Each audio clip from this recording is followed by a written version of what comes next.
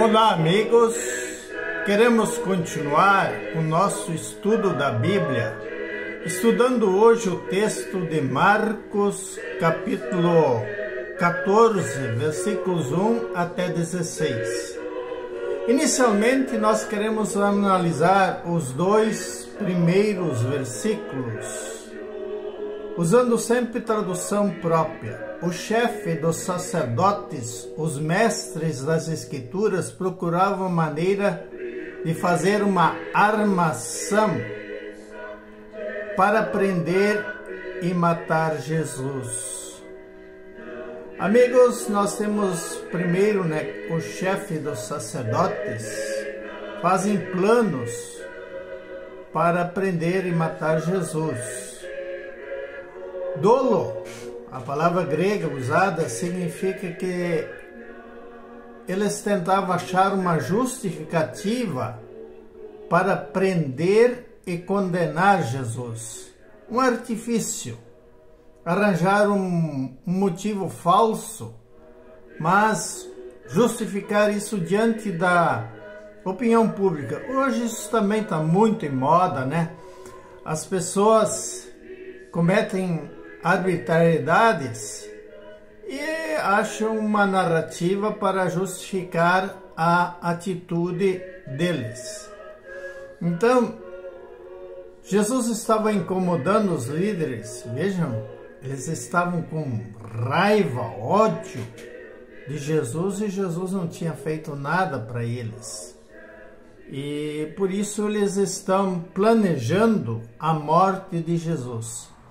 Aqui nós temos o palco sendo montado para a crucificação de Jesus, nesse texto de hoje. Depois disso, nós temos um episódio que está no versículo 3 até 9. Então, ali diz assim: Jesus estava em Betânia, na casa de Simão, o leproso. Veio uma mulher com um vaso de alabastro com perfume de puro de nardo muito caro.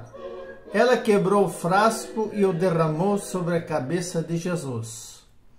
Alguns discípulos estavam indignados. Por que esse desperdício de perfume?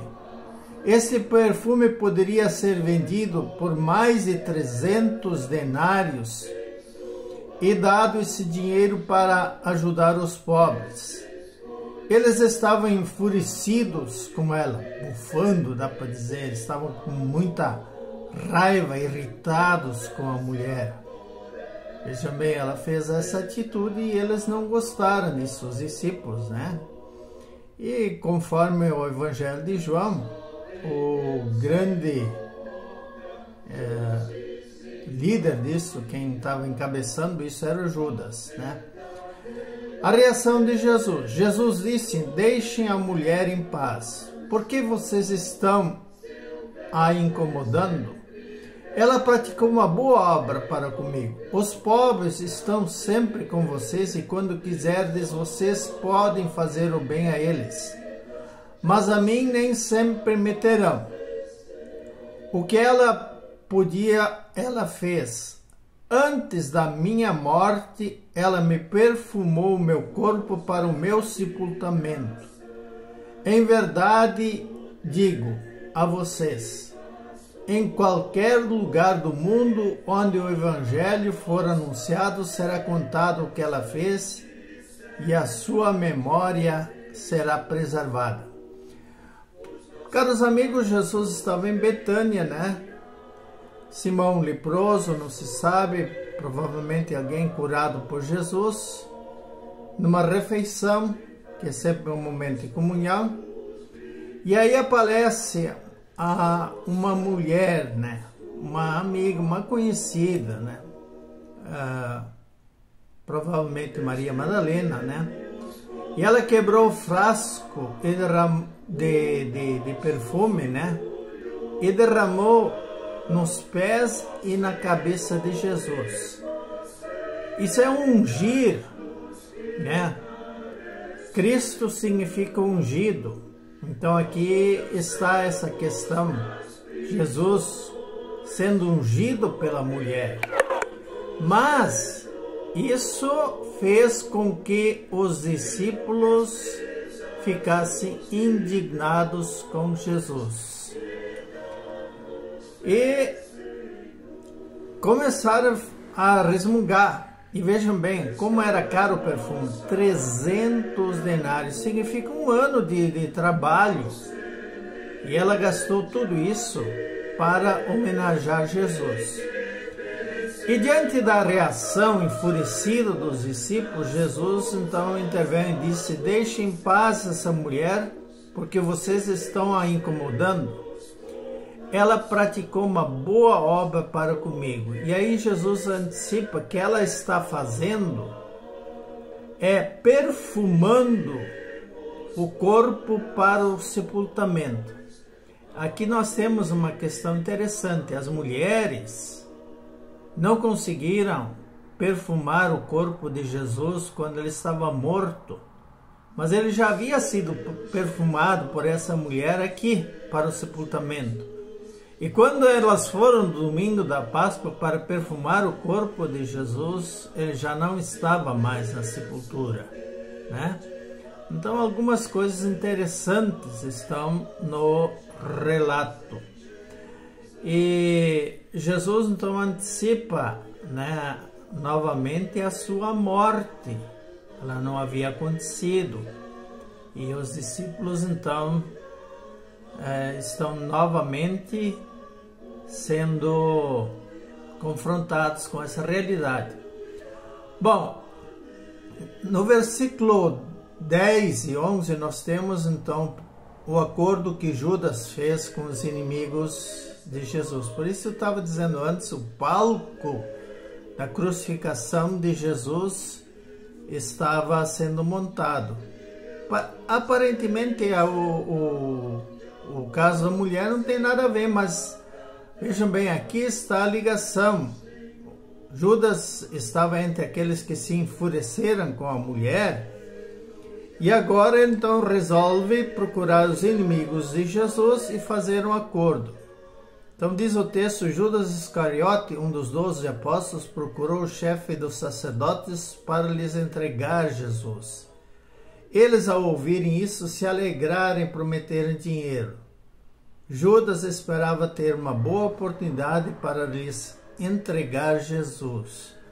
Então vejam bem, por que Judas era necessário? Por que Jesus estava em público? Por que não prendiam Jesus? Por causa do povo. Então eles exatamente prenderam Jesus à noite por causa que ali o povo não estaria.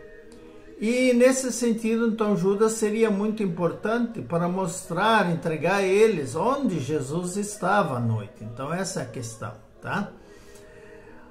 Vamos mais adiante. Então, depois o preparo para a ceia da Páscoa, no primeiro dia da festa dos pães sem fermento, quando se fazia o sacrifício do Cordeiro Pascal, disseram os seus discípulos: onde deseja que façamos os preparativos para o Senhor comer a Páscoa? Jesus enviou 2 discípulos, dizendo: ide à cidade e vocês encontrarão um homem carregando um balde de água, seguem-no. Onde ele entrar, digam ao dono da casa: o mestre pergunta onde está a sala de jantar, onde vou comer a Páscoa com meus discípulos. Ele mostrará no andar de cima uma sala mobiliária e ali preparem a Páscoa para nós. Então essa Páscoa seria onde Jesus iria então instituir a Santa Ceia, que substitui a antiga a Páscoa, onde no corpo e nós estamos junto com o pão recebendo o corpo e o sangue de Jesus. Mas não seria uma festa anual, mas que a todo momento os cristãos iriam celebrar. A festa dos pães sem fermento era durava 7 dias e era junto com a Páscoa. Pão sem fermento foi aquele pão que Deus mandou o povo preparar quando saíram do Egito para o deserto. E pediu para fazer sem fermento para não se estragar tão rápido. O pão com fermento se estraga mais rápido.